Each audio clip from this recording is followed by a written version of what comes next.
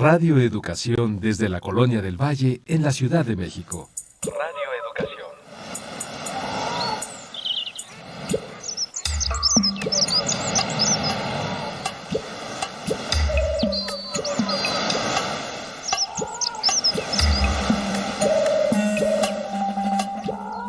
Todo lo que se ha dicho sobre las mujeres lo han dicho los hombres. Las mujeres en la historia no han hablado. Hay que hablar con ellas. Poulain de la Barre.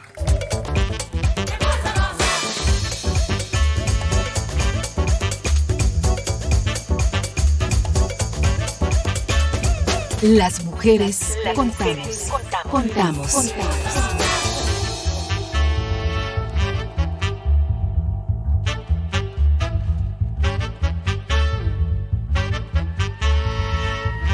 No solo somos un poco más de la mitad del mundo. Nuestra sociedad cuenta con nosotras para la transformación social. Sé parte de nuestro presente.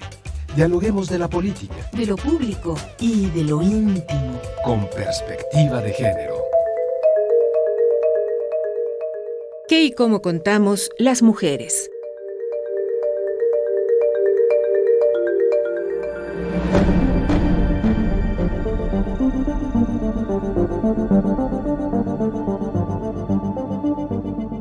Las estrellas están formadas en un amplio porcentaje por hidrógeno, por lo que este es el elemento más abundante de todo el universo. Así lo determinó Cecilia Payne-Gaposchkin en su tesis doctoral.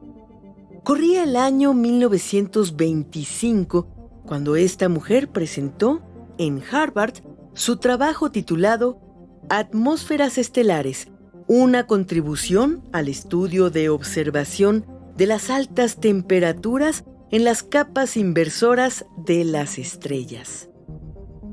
Esa tesis fue considerada la más brillante sobre astronomía en esa generación, aunque, para ser reconocida con el título de astrónoma, tuvo que defender sus conocimientos.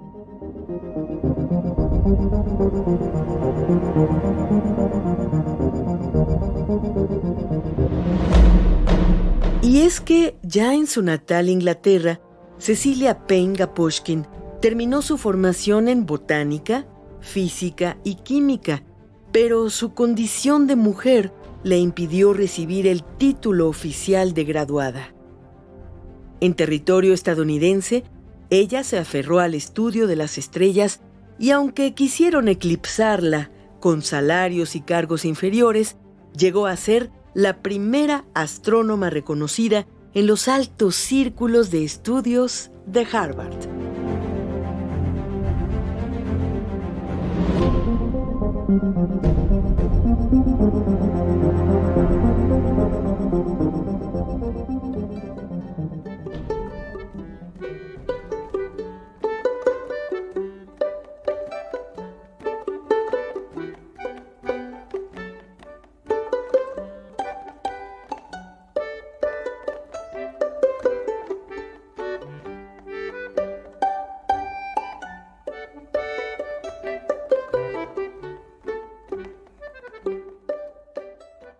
En la cuenta de los días, fue a partir de 1948 que las mujeres fueron admitidas oficialmente en Cambridge, una de las universidades con más prestigio en el mundo.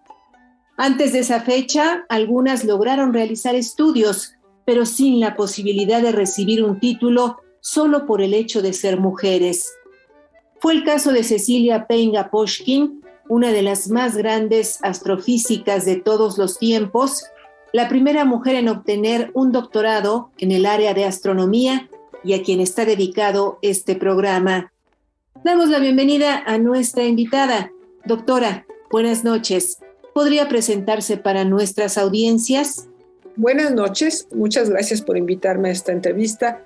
Mi nombre es Silvia Torres Castilleja, soy investigadora del Instituto de Astronomía de la Universidad Nacional Autónoma de México. Bienvenida y muchas gracias por aceptar conversar con nuestras audiencias.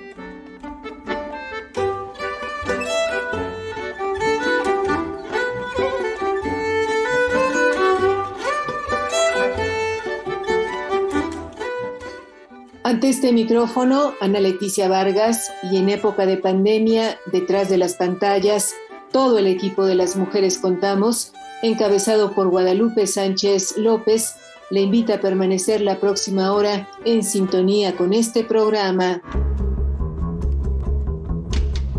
Tejamos juntas y juntos la red de ayuda y compartamos experiencias con perspectiva de género. Búscanos en Facebook como Las Mujeres Contamos. En esta emisión grabada, la invitación es a que nos escriba y nos cuente su historia. Las mujeres somos las que atesoramos la palabra, las que guardamos las historias familiar, personal y social, y de nuestro equipo de producción, Gabriela Sosa Martínez y Edith Díaz, les invitan a contar todas estas historias y a compartirlas con las y los escuchas de este programa.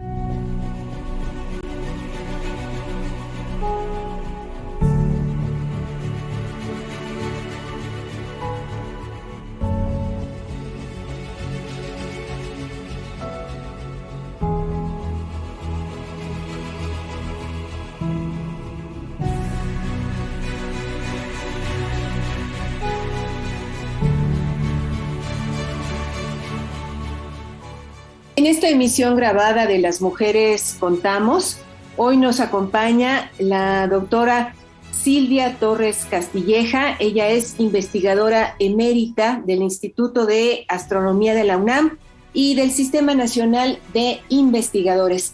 El programa de esta noche está dedicado a la astrónoma y astrofísica angloamericana Cecilia Payne, quien nació en Reino Unido en el año de 1900. Doctora, a principios del siglo XX, en un medio adverso a la participación de las mujeres en la ciencia, se desarrolló el interés de Cecilia Payne por la astrofísica.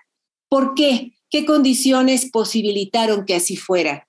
Pues la verdad no sé cuáles fueron las condiciones que lo posibilitaron. Puedo decir las condiciones en las que se encontraba que lo dificultaban mucho. Para empezar, no se esperaba que estudiara esa carrera. Lo más que podían hacer las mujeres era estudiar, las mujeres más estudiosas les permitía estudiar carreras como botánica o música, que por cierto a ella le interesaba mucho tanto la botánica como la música, pero no se esperaba que se interesaran en físico-matemáticas. Esa ha sido una actividad que estaba dedicada a los hombres. Entonces ella lo que tuvo en realidad fueron dificultades siempre para seguir adelante. En la Universidad de Cambridge, donde ingresó, no le hubieran dado el grado, le hubieran dado un certificado solamente. Entonces, por eso ella se le ocurrió ir a los Estados Unidos a estudiar, porque había la oportunidad de ir a la Universidad de Harvard. Consiguió una beca para ir a la Universidad de Harvard.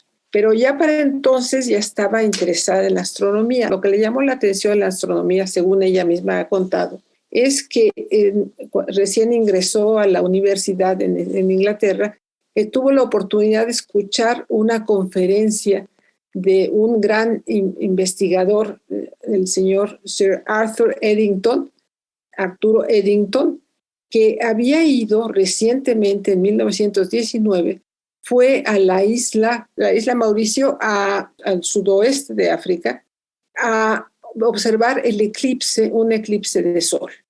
Y ahí fue cuando pudo verificar las predicciones de relatividad general de Einstein. Entonces, la desviación de la luz al pasar cerca del sol, las estrellas que estaban detrás y que se veían solamente en el eclipse, le permitió verificar la teoría de la relatividad. Fue un gran éxito, bueno, para él como astrónomo y para la teoría de la relatividad.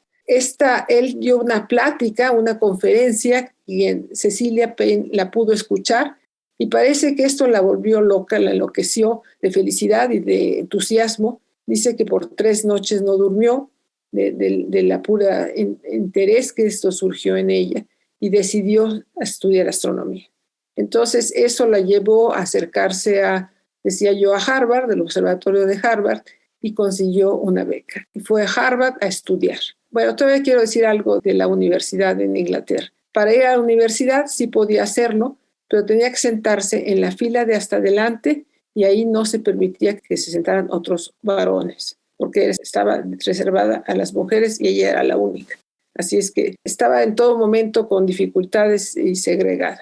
Se va a Estados Unidos y ahí en la Universidad de Harvard sí había muchas mujeres trabajando en astronomía, pero trabajando en términos muy subordinados. Ahí ella se pone a estudiar, no en la Universidad de Harvard, sino en la universidad pues hermana, que se llama Radcliffe, y entonces estudia en Radcliffe, pero está recibiendo las enseñanzas de Harvard. Entonces ella ahí hace su trabajo de estudio, su investigación, y tiene una investigación extraordinaria. Llegó a la conclusión de que las estrellas tenían, por un lado, que la composición de todas las estrellas era semejante entre sí y que había fundamentalmente hidrógeno y helio en las estrellas. Esto fue una novedad, puesto que no se aceptaba eso. Se consideraba que la composición química de las estrellas sería exactamente la misma que en la Tierra, pero que estaban calientes y entonces era distinta, por eso se veían distintas. Entonces ella llega pues es un rompimiento de paradigma al decir hay más de 1 millón de veces más hidrógeno de lo que ustedes están diciendo. Esa es su tesis, tiene mucho éxito, hay quien dice que fue la mejor tesis en su momento de la historia. Ella escribe un libro, pero en el libro el maestro no le permite decir lo que estaba diciendo en la tesis. En el libro dice, es una suposición, podría ser, pero no lo dice con certeza porque no estaba muy aceptado. Más adelante fue aceptada esa idea y fue publicada, pero con el nombre de otra persona, el astrónomo Henry Norris Russell, también un astrónomo distinguido. Ella empieza a trabajar, se le reconoce su talento, está trabajando en Harvard, consigue empleo, pero un empleo subordinado en todo momento. Y entonces tiene que trabajar en temas que no necesariamente era lo que más le interesaba, que eran las estrellas variables. Y de ahí siguió toda su carrera más o menos en ese tema y hizo una carrera extraordinaria. Hubo más problemas en su carrera por ser mujer. Estuvo, como dije yo, subordinada. Luego, más adelante, ya le dieron un empleo fijo, pero un empleo también, digamos, de técnico académico, lo cual no, ahí en ese caso se llama astrónomo. Y aunque impartía clases, las clases no aparecían en el catálogo de Harvard. No aparecía el nombre de ella en el catálogo de Harvard. Ella ya daba clases. Ella estaba haciendo las tareas de un profesor en Harvard y se le fue a reconocer la categoría de profesor hasta 1956. Fue la primera mujer contratada como profesor en Harvard. Eso salió en el periódico y todo eso, porque no había sido el caso anteriormente. Aunque daba clases y hacía las mismas funciones. Entonces, quiere decir que no tenía ni el mismo reconocimiento ni las mismas ingresos. Y aún así, sus ingresos siempre fueron menores que los de un hombre de categoría equivalente. Así que sí tuvo muchas dificultades ella, pero las sobrepasó, las venció y lo hizo muy bien.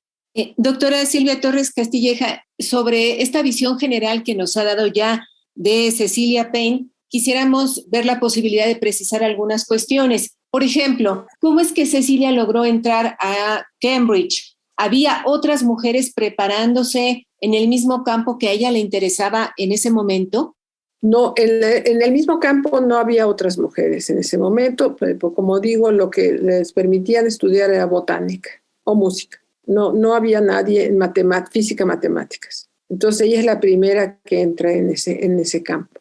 Y mismo en Harvard es la segunda que entra como estudiante de astronomía. No es la primera, es la segunda. Acaba de entrar otra persona que nunca tuvo el brillo o la distinción que tuvo Cecilia Payne.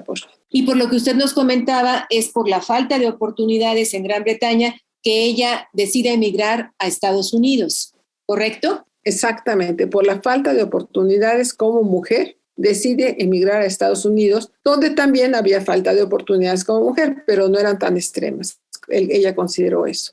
Tenemos entendido, doctora, que justo en los años 20 del siglo pasado, Cecilia llegó al observatorio del Harvard College para formar parte de un grupo de mujeres que estudiaban fotografías en vidrio de las estrellas. ¿Es correcta esta información? Y de ser así, ¿en qué consistía esta labor? ¿Cuál era su importancia y por qué Harvard daba esta tarea a las mujeres?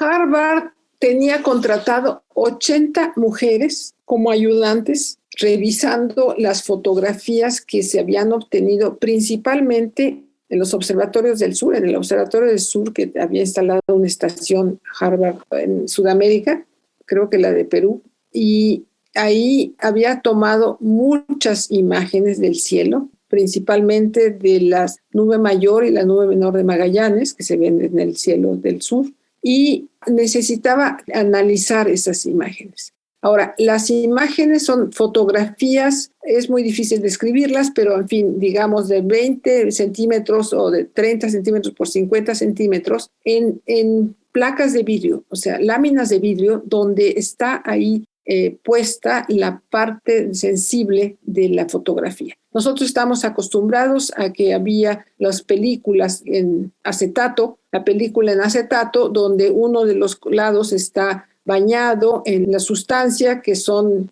sales de plata, que son las que van a grabar la luz. Esto para astronomía se hacía no en películas, sino en placas de vidrio, porque eso les da mucha más estabilidad, permanencia, no se tuercen, etcétera. Claro que requieren también sus cuidados que son distintos, hay que preservar que no se rompan, etcétera, son más frágiles que la película. Bueno, una vez que se toman estas fotografías, lo que querían era estudiar las propiedades de las estrellas que estaban fotografiando. Estas fotografías se tomaban en el cielo del sur, se iban a Harvard y ahí se guardaban, se cuidaban y ahí se analizaban. El análisis es con microscopio para ver estrella por estrella, ver las cualidades, las propiedades o las diferencias entre ellas. Encontraron muy pronto que había estrellas variables. Hay estrellas que varían en brillo y color, en forma periódica. O sea, a veces son más brillantes, a veces son más pálidas, otras veces más brillantes. Hay algunas en particular que lo hacen repetidamente, pero esa es otra historia. Entonces, había mucho interés en estudiar estas estrellas que se llaman del tipo Cefeida y su comportamiento, clasificar las luz de estas estrellas, clasificar sus propiedades de sus espectros. El espectro es cuando la luz es analizada en un prisma, donde se descompone la luz en los distintos colores, la luz blanca, y resulta, por lo tanto, que se pueden ver que hay semejanzas y diferencias entre las distintas estrellas. Este fue un trabajo monumental que realizaron las mujeres que estaban a cargo de este servicio. Entonces estuvieron contratando, repito, tenían contratadas hasta 80 mujeres haciendo este análisis, que es muy cuidadoso, meticuloso, y de alguna manera llegaron a la conclusión, o el director llegó a la conclusión de que las mujeres eran más confiables. Entre otras razones, también les podía dar menos salario que a los varones, entonces podía avanzar en su investigación. Se realizó una investigación monumental en relación a estas estrellas y pues ahí embonaba perfectamente bien la presencia de Cecilia Payne. Por otro lado, ella era mucho más talentosa, tenía mayores estudios que las demás mujeres y entonces pudo, a través de esos estudios, sacar muchas investigaciones que ella promovía. Entonces, mucho de su trabajo fue trabajar en estrellas variables. Doctora, ya nos hablaba de la tesis doctoral realizada por Cecilia Payne en Harvard. ¿Cuál fue el tipo de trabajo, digamos, que ella debió llevar a cabo para descubrir o para demostrar que el elemento más abundante en las estrellas era el hidrógeno seguido del helio? Y bueno, ¿cuál fue la importancia del mismo en ese año? Tenemos entendido que era 1925. La importancia es que no se sabía de qué estaban hechas las estrellas. Se ve la luz, se puede analizar, les digo, con prismas, descomponer la luz en sus colores y ver que algunas tienen unas características, otras tienen otras, y había que identificar a qué representaban estas semejanzas y estas diferencias. Ya se entendía un poco que en realidad más que nada las diferencias se debían a distinta temperatura en la superficie de las estrellas. pero precisamente el trabajo de la doctora Cecilia Payne su trabajo doctoral fue aplicar la física que ya se conocía. Había una investigación de un investigador hindú en el Reino Unido, Saha, el apellido Saha, no recuerdo su nombre, que había encontrado que había una relación entre la temperatura, la presión y el grado de ionización de los gases. Qué tan neutros o qué tan ionizados estaban los gases. Entonces ella aplica este nuevo concepto y se da cuenta que efectivamente hay una diferencia de temperatura, que la luz que estamos recibiendo proviene de gases que están en la superficie de las estrellas y que tiene que ver con el grado de ionización y la temperatura a la que se encuentra, la presión y temperatura a la que se encuentra. Entonces ella es la primera que aplica estos conceptos más abstractos, más de termodinámica o llámense mecánica estadística, al estudio de las estrellas. Hay quien dice que ella fue la que inició la rama de astrofísica, porque hasta entonces astronomía era más bien la observación y ella aplica la física y hace la interpretación de la luz en términos de lo que se conocía de física. Y tenía razón. Lo que ella hizo estuvo muy bien hecho. Claro, esos resultados son muy importantes porque nos permite saber no solamente de qué están hechas las estrellas, sino el resto del universo. Y ahora sabemos que contiene fundamentalmente hidrógeno, también helio en menor proporción, y ya todos los demás elementos vienen en mucho menor proporción que esos dos. Y eso, pues, desde la Tierra, como está, donde estamos ubicados, pues no es un concepto fácil de digerir. Y ella fue quien introduce esto. Así es que sí, fue un rompimiento muy serio de lo que se creía, muy importante, y nos ha permitido avanzar inmensamente en los estudios de las estrellas y de los gases. ¿Y cómo fue recibido este hallazgo por la comunidad científica de su tiempo? ¿Causó controversia? Bueno, la primera controversia fue con sus maestros en Harvard. Por eso no le permitieron que dijera, escribió un libro y en el libro la presionan para que no diga que esto es generalizado, sino que dice que pareciera ser que tal cosa, ¿no? Pero no lo afirma porque no le creían, no iba a ser aceptado. Pero poco a poco ha sido aceptado, por supuesto. Pues así es como se van cambiando las ideas, se va modificando el conocimiento. Pues, o sea, el universo sigue igual, pero nosotros estamos entendiéndolo, pensamos que cada vez mejor. Ya nos decía usted que en Harvard a Cecilia Payne se le pagaba menos que a sus equivalentes masculinos. Queremos pensar que esta situación cambió a lo largo del tiempo después de la presencia de Payne y quizá de otras mujeres en este campo, doctora. ¿Es así? Sí y no. Ha sido lento el cambio. Sí ha ocurrido, ahora ocurre, pero ha sido gracias a la presión de las mujeres científicas. Todavía puedo decir que hace 20, 30 años en Suecia no se pagaba el mismo salario a hombres y mujeres. Me gustaría pensar que ahora ya se paga el mismo salario. Se decía, bueno, tú eres mujer, entonces recibes tanto salario, un poco menos. Esto varía en los distintos países, por supuesto, no es universal, no ocurre en todo el mundo simultáneamente, pero hay presión, hay demandas y va modificándose el punto de vista. ¿Le parece a usted que la carrera de Cecilia Payne es un recordatorio de que la razón por la que no hay más mujeres científicas en la historia no es debido a la falta de talento ni de capacidad, sino a la misoginia existente? Por supuesto, es toda una forma de pensar que lleva siglos ahí en términos de cuál es el rol masculino, cuál es el papel que la mujer tiene que jugar. Entonces se le han asignado a la mujer el papel de cuidar a la familia, el cuidado de los demás y el servicio de la familia y de la sociedad en primer lugar. Y ha sido poco a poco que se ha podido expresar que hay mucho talento en la sección femenina, que hay mucho trabajo, que hay muchas aportaciones que se pueden hacer, pero esto no es una persona que lo ha hecho, no son dos, es un esfuerzo de muchas personas. Y definitivamente la presencia de Cecilia Payne fue importantísima en ese cambio. En el cambio, por lo menos en mi disciplina, ciertamente que ha sido importante. Ha habido más mujeres en esa situación, por supuesto, y cada vez hay más y cada vez la demanda es mayor.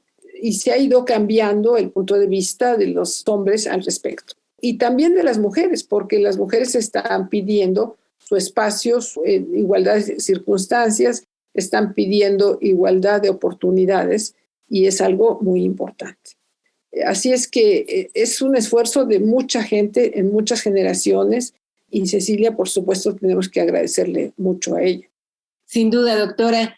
Un mito o una idea que suele prevalecer es que si una mujer se dedica a la ciencia, y más aún si destaca en ella, es imposible que tenga una vida personal, quiero decir, una familia, hijos e hijas. ¿Cuál fue el caso de Cecilia Payne en este terreno? ¿Logró compatibilizar su actividad profesional con lo personal?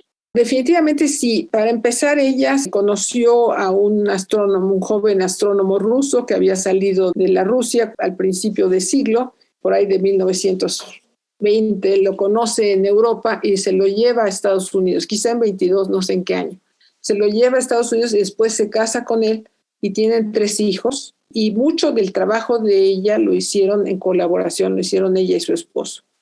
Pero se reconocía que ella era el motor principal de la investigación. Él también trabajaba en eso, era un poquito más frívolo, yo tuve la oportunidad de conocerlo a él, no me cayó muy bien, tuve oportunidad de conocerla a ella, me impresionó mucho su fortaleza, fueron en distintos momentos, en distintas épocas, pero se sabe que ella era la más talentosa del equipo. Y sí tuvo 3 hijos, los cuidó. Decían, parece que en el observatorio andaban siempre ahí los niños dando guerra, pero bueno, ella los tenía muy bien atendidos. Doctora, nos dice que tuvo la oportunidad de conocer a Cecilia Payne y que le llamó la atención, le impresionó su fortaleza. ¿Qué más recuerda de ese contacto que tuvo con Cecilia? Bueno, fue una conferencia que ella impartió en un momento que yo pude asistir.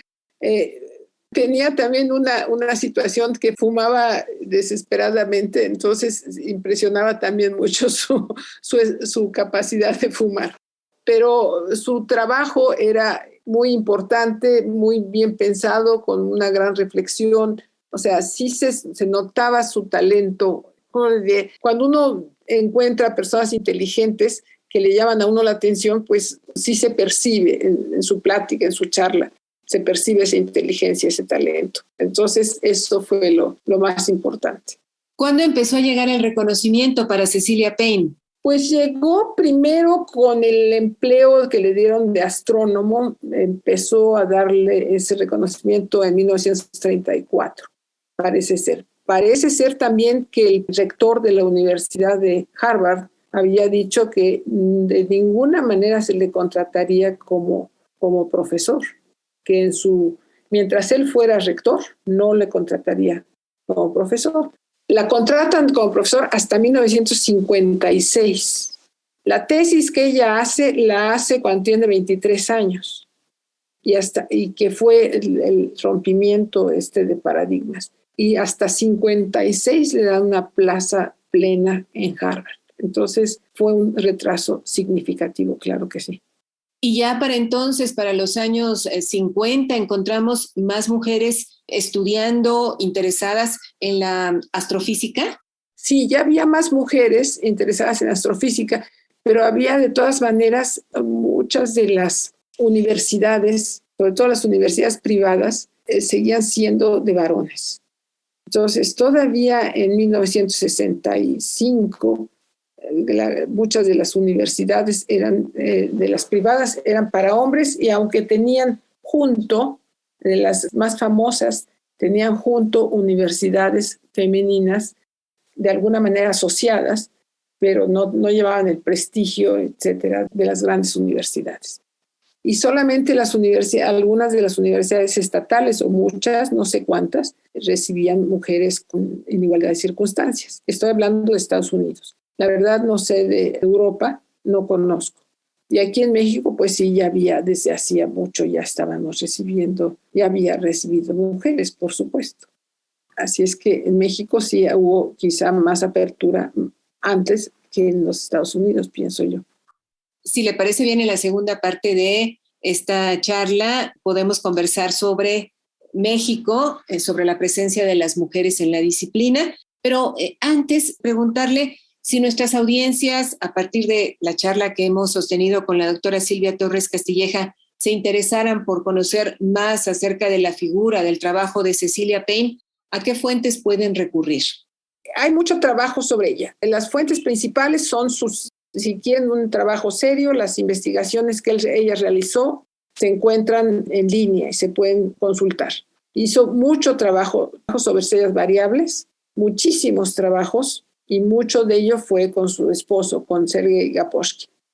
Hacía muchos trabajos de interpretación de las observaciones y muchos trabajos teóricos que ella era la que los promovía. Esto se encuentra pues, en las revistas especializadas. Escribió una autobiografía, no sé dónde está, no sé dónde se conoce, y también en las redes hay mucho trabajo, hay mucha investigación sobre ella. Así es que sí se puede conocer la vida en más detalle. ¿El trabajo de Cecilia Payne se estudia en las universidades del mundo actualmente? Sí y no. Mucho del trabajo de los científicos se va acumulando en el conocimiento general y entonces es parte de lo que uno ya va asimilando y se va construyendo sobre ese conocimiento. Entonces ya no es particularmente que se tenga que estudiar sobre el trabajo de Cecilia Payne, sino que ya se trabaja lo ya conocido, sobre lo conocido se sigue avanzando. Su tesis sobre la composición de las estrellas pues ha sido superada muchas veces, no superada, sino ya con mayor detalle, más conocimiento, y se sigue trabajando el tema, se siguen trabajando todos esos temas, estrellas variables, composición de las estrellas, de qué están hechas las galaxias, en fin, de qué está hecho el medio interestelar, y el conocimiento ya es un conocimiento que se va acumulando y ya no es tan importante quién lo hizo, sino que más bien pues, los nuevos resultados van dando más detalle. Y claro, los historiadores de la ciencia pues sí les interesa con mucho detalle lo que cada uno de estos personajes ha hecho, no me queda la menor duda. En esta emisión grabada de Las Mujeres Contamos, conversamos con la doctora Silvia Torres Castilleja, ella investigadora emérita del Instituto de Astronomía de la UNAM y del Sistema Nacional de Investigadores. Este martes nos ocupa la figura de la astrofísica Cecilia Payne.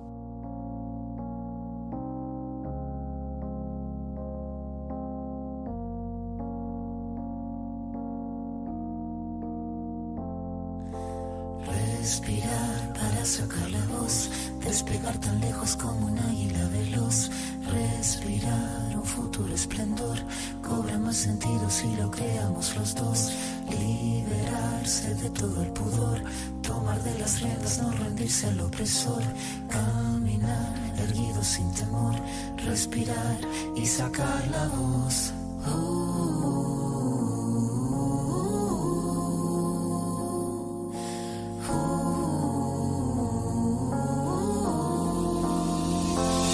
Tengo los bolsillos vacíos, los labios partidos, la piel con escama cada vez que miro hacia el vacío. Las suelas gastadas, las manos atadas, la puerta de entrada siempre tuvo el cartel que dijo que estaba cerrada. Una espina clavada, una herida infectada, entramada, una rabia colmada en el todo y en la nada. El paso torpe al borde sin acorde cada vez que pierdo el norte.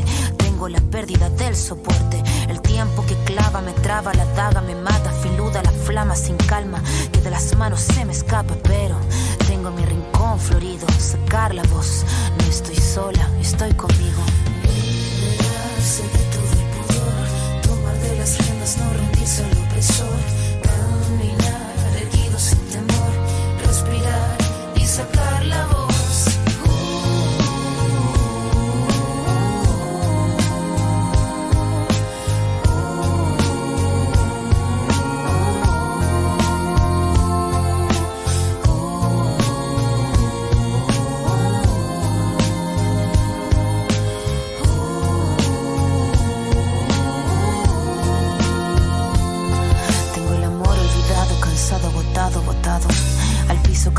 Recuerdo los fragmentos que estaban quebrados, el mirar encorvado, el puño cerrado.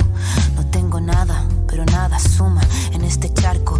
Mandíbula marcada, palabra preparada, cada letra afilada hasta la cresta de la oleada. Sin pena ni gloria, escribir esta historia. El tema no es caerse, levantarse es la victoria. Venir de vuelta, abrir la puerta, estar resuelta, estar alerta, sacar la voz que estaba muerta y hacer la orquesta. Caminar, seguro, libre, sin temor, respirar y sacar la voz. Liberarse de todo el pudor, tomar de las riendas, no rendirse al opresor. Caminar, erguido sin temor, respirar y sacar la voz.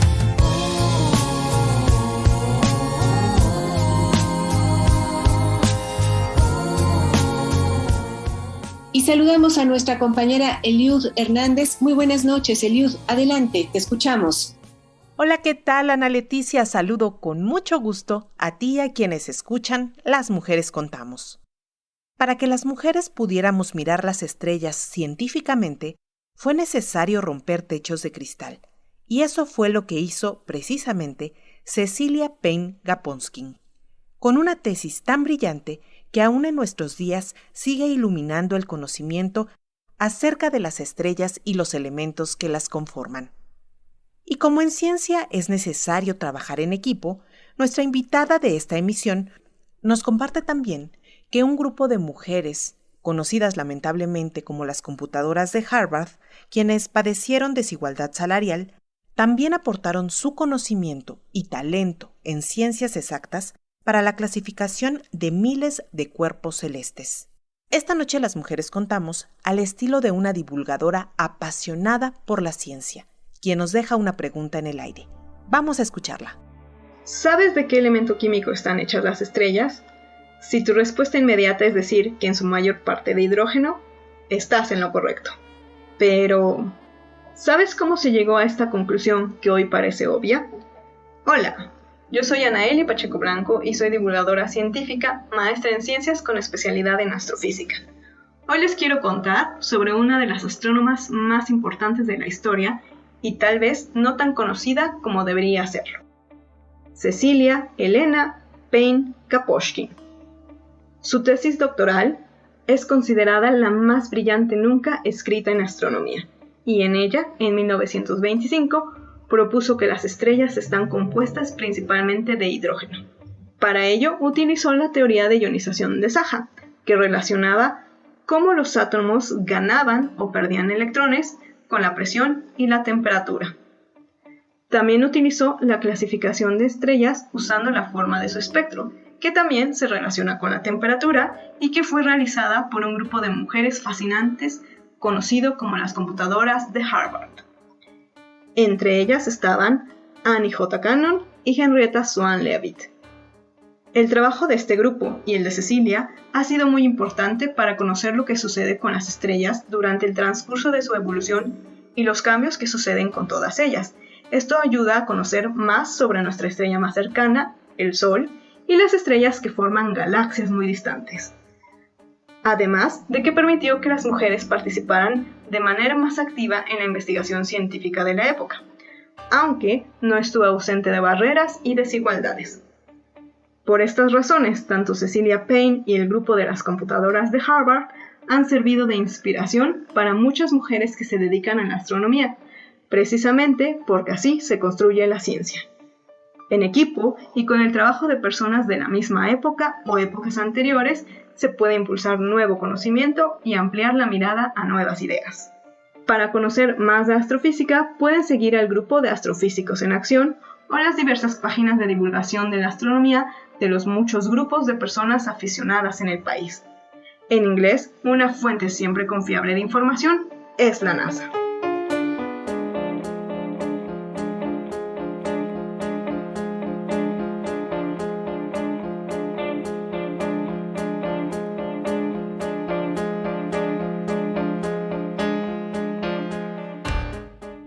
Muchas gracias, Eliud Hernández. A nuestras audiencias les recordamos que esta es una emisión grabada, por lo que agradecemos nos hagan llegar sus mensajes a las redes sociales, donde estamos como Las Mujeres Contamos.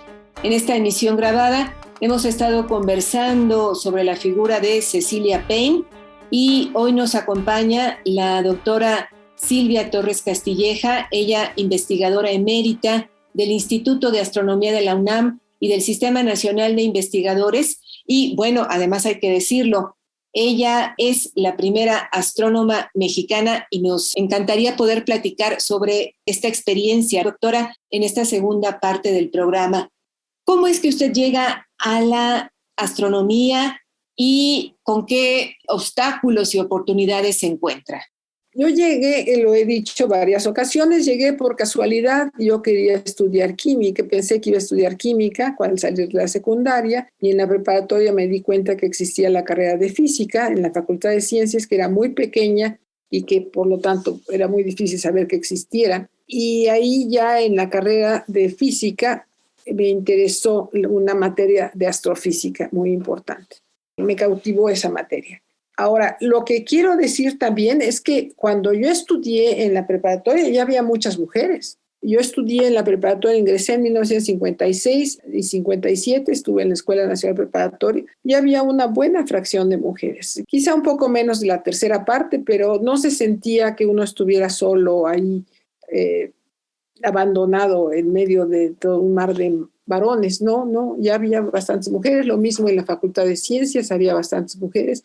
Fundamentalmente el mayor número de mujeres eran en la carrera de biología, que era más perseguida por las mujeres que por los hombres, y la carrera de física y matemáticas había mucho menos mujeres. Sin embargo, como estábamos todos juntos en un mismo edificio, pues no se sentía ningún abandono ni ninguna soledad ahí de mujeres. Y mismo en la carrera entre mis compañeras, yo creo que éramos pues quizá la 25% mujeres, no sé cuántos, no sabría cuántos éramos ahí, pero repito, ya habíamos bastantes mujeres. Entonces ahí no había mayores dificultades. Lo que fue más difícil fue ya profundizar más, pensar en dedicarse más a la investigación. Ahí es donde se empieza a poner un poquito más complicado, en el sentido de que había menos mujeres, había menos claridad. Yo misma no tenía claridad qué quería hacer. Como que mucho de la enseñanza se favorecía hacia que fuéramos a ser profesoras del tema que estábamos profundizando, más no investigadoras. La carrera de investigadoras era pues poco conocida, poco favorecida, eran pocos las personas que eran investigadores de tiempo completo, digamos, y pues entre ellas no había mujeres, o casi no había mujeres. Debo decir que en astronomía sí estaba antes la doctora Paris Pişmiş, una mujer muy talentosa, turca, que ya estaba en lo que iba a ser el Instituto de Astronomía. Entonces, era difícil que yo entendiera qué quería hacer. Me pareció que lo que quería yo era seguir estudiando, y fue que tuve la oportunidad de tener una beca para ir a estudiar a los Estados Unidos. Y ahí fue donde empieza uno a ver las diferencias. Por ejemplo, intenté ingresar al Tecnológico de California porque tenía y tiene muy gran prestigio, y no fui aceptada ahí porque era de hombres. Estoy hablando ya en 1963. Entonces, era una escuela para varones. Me aceptaban a mí, pues, si iba mi novio, me estaba yo casando en esos tiempos, me casé. Y si aceptaban a mi esposo, me aceptarían a mí, pero a mí no me darían el crédito si quedaba a la mitad del camino, solamente si lo completaba con éxito el doctorado. Lo cual me daban un trato distinto que si hubiera sido hombre. Y eso fue los primeros así sorpresas desagradables que uno va encontrando en la vida. Y entonces cambiamos de destino, decidimos irnos a la Universidad de California, que es una universidad estatal y que era mucho más abierta. Y ya ahí ya fue distinto. También había mujeres, quizá la tercera parte también de mujeres. Entonces no se sentía ninguna diferencia. En realidad casi no he tenido yo dificultades, ni obstáculos, ni diferencias. Lo que yo digo es que el mayor obstáculo que he tenido ha sido mi propia concepción de lo que yo quería hacer, porque yo misma no sabía qué quería hacer, no sabía si quería dedicarme a la investigación, si quería dedicarme a un trabajo tan comprometido como es la investigación. Empecé en forma más inocente, pues jugando quizá, y pues poco a poco me tuve que decidir si me comprometía o no a esta carrera. Y esto es lo que me ha costado más trabajo, el yo misma replantearme mi vida y mi destino. ¿Por qué? Porque yo fui educada en un ambiente muy tradicional, con mucho cuidado, mucha atención, pero esperando que yo cumpliera el rol tradicional femenino. Y pues al dedicar tanto tiempo a la investigación, pues se pierde importancia el rol tradicional femenino y entonces hay que replantearse uno lo que uno quiere hacer. Así es que por eso digo que el mayor obstáculo he sido yo misma, por cómo me enseñaron, cómo me enseñó la familia, cómo me enseñaron en la escuela primaria, en la secundaria y el ambiente que me rodea. Entonces tuve yo que recrear o rehacer mi camino de una forma distinta, pero no porque me pusieran obstáculos, nadie. Doctora, es usted especialista en las llamadas regiones H2. ¿Nos puede explicar de qué se trata, en qué consiste? Son regiones muy hermosas, son bellísimas en las fotografías. Son nubes de gas que están rodeando a estrellas calientes recién formadas. Las estrellas son de gran masa, están recién formadas y duran poco tiempo. Duran en ese estado, duran unos cuantos millones de años, 3, 5 millones de años, lo cual es nada, es muy breve en tiempos astronómicos. Y todavía los gases de donde se formaron están cerca. Entonces, la combinación de estrellas muy azules, calientes, y gases en la cercanía hace que estos brillen y esto nos permite analizar esos gases, analizarlos por medio de la descomposición de la luz y revisar de qué están hechos. Entonces, otra vez, la composición de esos gases resulta que nos da información de qué están constituidas esas estrellas. Claro, la estrella misma da información, pero también los gases nos dan información complementaria. Entonces, todo eso nos permite entender qué está pasando en distintas partes de la galaxia, porque las regiones H2 alrededor de estas estrellas se encuentran ubicadas en distintas posiciones en la galaxia. Para las estrellas de más edad, más viejas como el Sol, para empezar ya tienen más edad y no son tan calientes, los gases que estuvieran cerca no se van a iluminar, pero además el gas de donde nacieron, digamos, de donde se formaron las nubes, pues ya se disiparon, ya se movieron a otros lugares, ya se cambiaron de lugar. Entonces es muy difícil entender esta relación en estrellas viejas, es solamente en estrellas jóvenes que se puede entender. Y eso es lo que yo me he dedicado, a estudiar esos gases. ¿Qué significa para la doctora Silvia Torres Castilleja ser la primera astrónoma mexicana?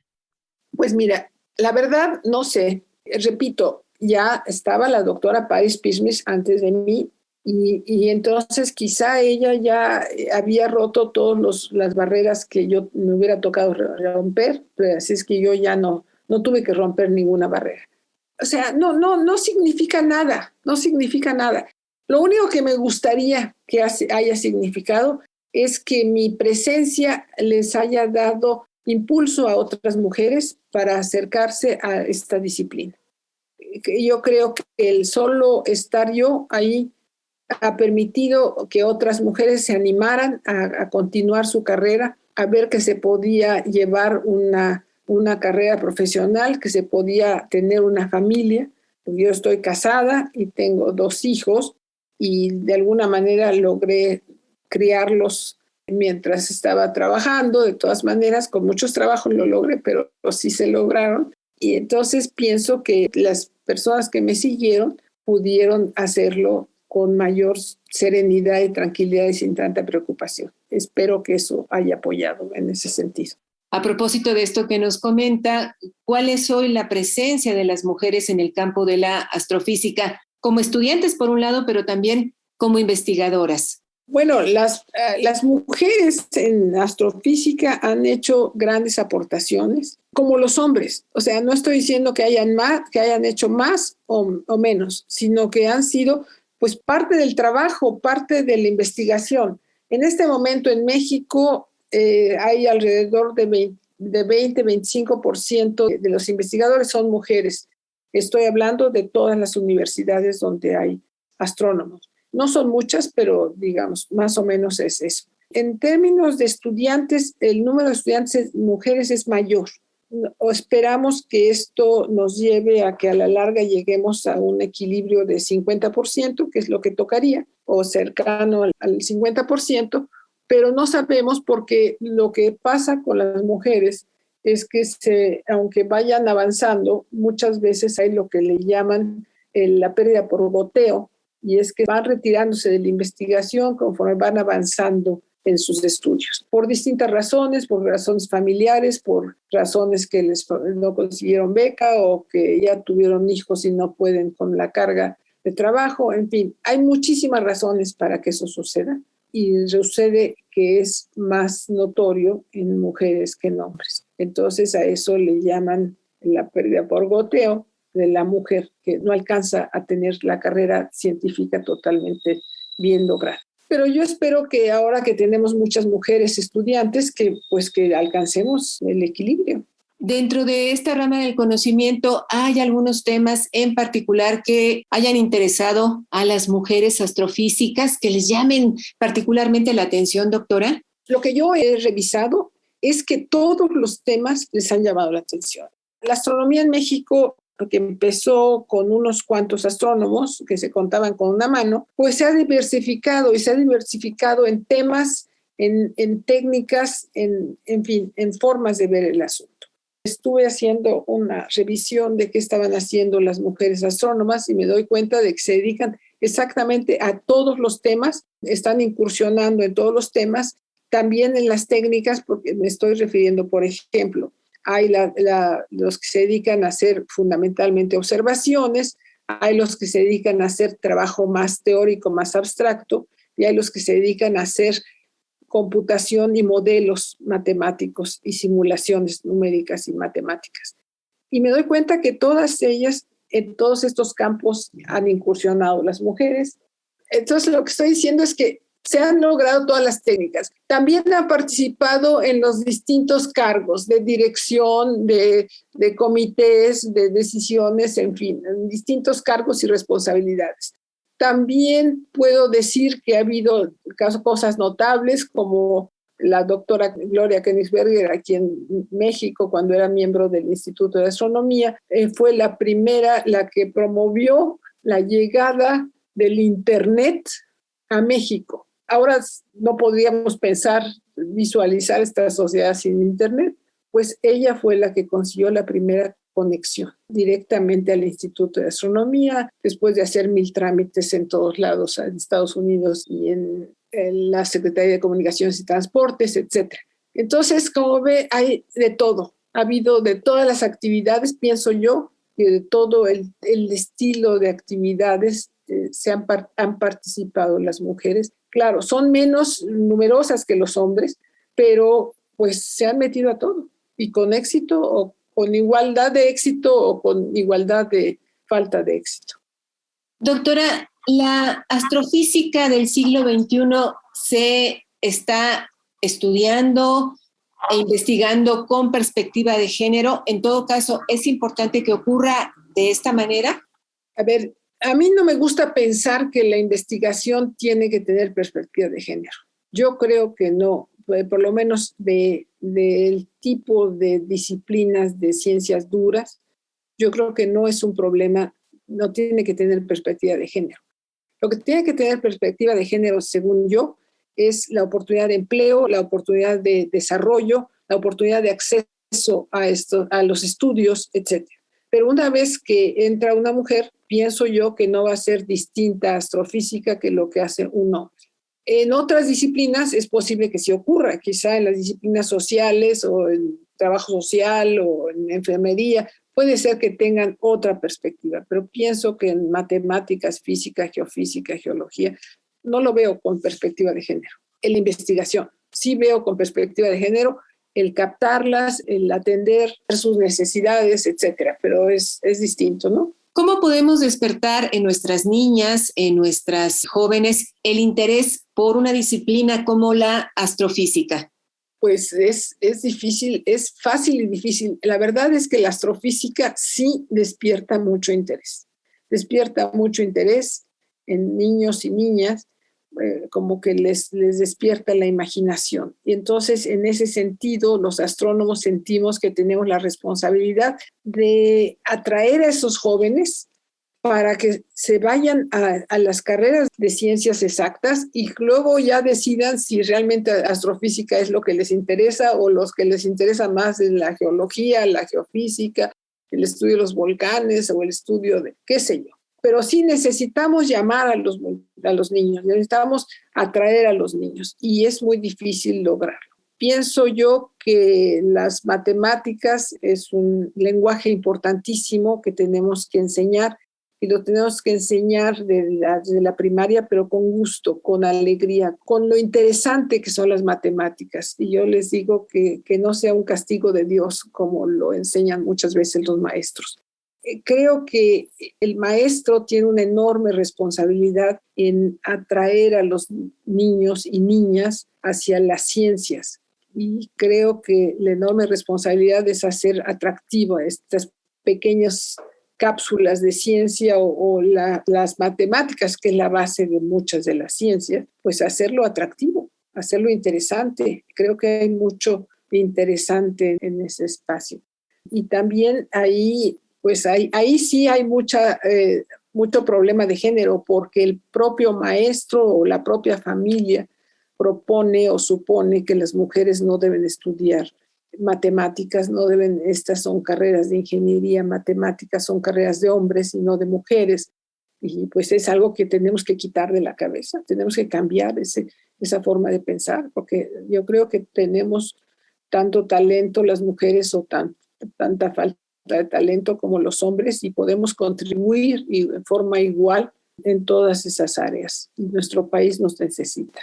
Doctora Silvia Torres Castilleja, estamos en el cierre de esta entrevista. ¿Hay algún asunto que se nos hubiera quedado pendiente y que usted quisiera plantear antes de cerrar la conversación? Creo que ya dije casi todas mis preocupaciones.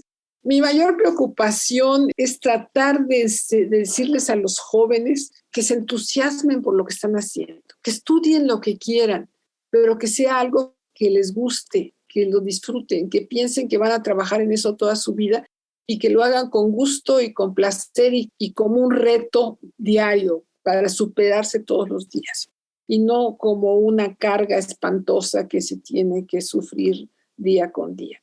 Me parece que la investigación ciertamente es un trabajo que estimula a seguir adelante, que estimula a tratar de superarse. Pero pienso que hay muchos otros trabajos que también, o muchas otras actividades que también estimulan y que otras que no tienen quizá esa aura mágica, pues se les puede encontrar la satisfacción en el trabajo cotidiano, que siempre hay más, que uno puede siempre dar más hacia adelante. Y eso hay que enseñarles a los jóvenes y no sé cómo. Pues agradecemos muchísimo a nuestra invitada, a la doctora Silvia Torres Castilleja, por su participación, por su presencia en Las Mujeres Contamos y nos despedimos. Muy buenas noches. Buenas noches.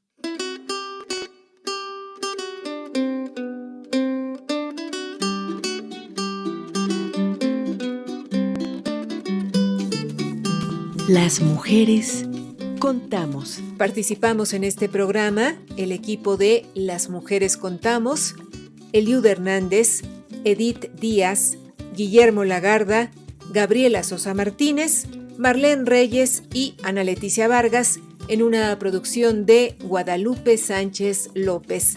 Muchas gracias. Hasta la semana entrante.